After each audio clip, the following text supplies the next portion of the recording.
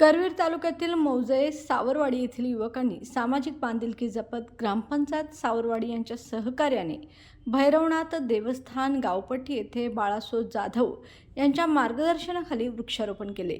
या प्रसंगी पिंपळ, कडुनिंब, जांभूळ, करंजी, चेरी, धावडा अशा औषधी व बहुगुणी 100 झाडांची लागण करण्यात आली। सध्या वाढते प्रदूषण, वृक्षतोड, काँक्रिटीकरण आदी कारणांमुळे पर्यावरणाचा समतोल बिघडून जागतिक तापमानवाढ होऊन उष्णतेची लाट उसळली आहे। भविष्यात यावर जालीम उपाय शोधायचा असेल तर प्रत्येकाने निदान एकतरी झाड लावून त्यांचे संगोपन करावे।